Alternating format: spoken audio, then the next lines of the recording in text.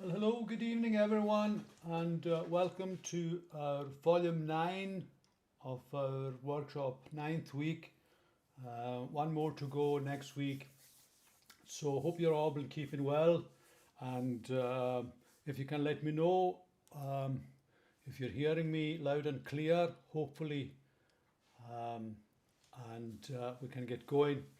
Um, just waiting for some comments to come in. I can't see any comments so far.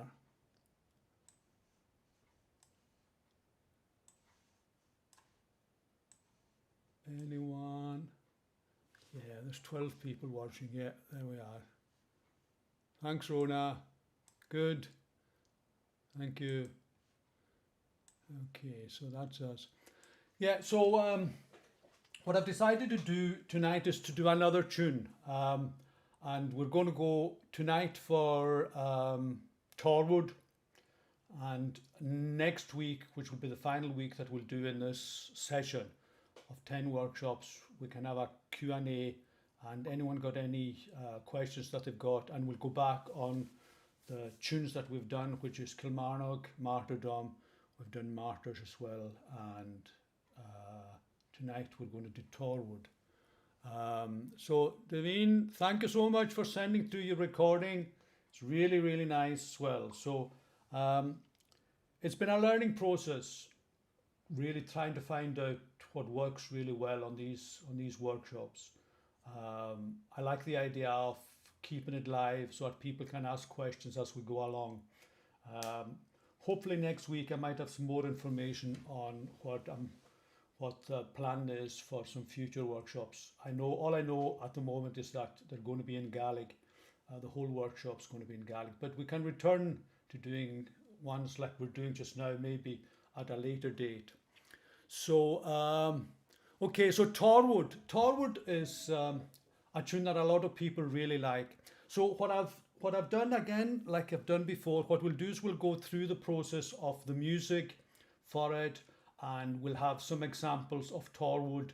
And then if anyone's got any questions at all, I think we're really now at a stage with regard to these workshops where I can go through the tune and spend some time working on the tune, and then show the sort of what happens with Torwood, which is different from following the main melody. So if we go first of all and play what the Torwood would be a set in the 4-part harmony setting of it, and maybe a recording of that, so that you can hear if you are going to do this in a choir type of setting. So I'm going to see if I can follow. I'll just let this play actually, so that you can hear it. So you've got the melody here at the top, the soprano line, but then we've got it all like a choir would do it in 4 parts. So let's just play that. Can let me know if that's coming through loud enough.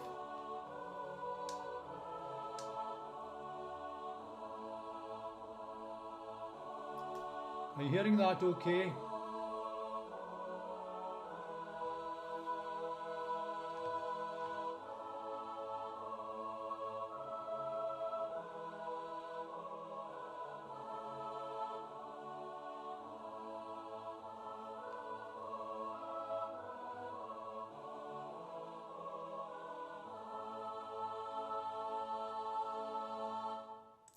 Okay, so it's a really lovely tune.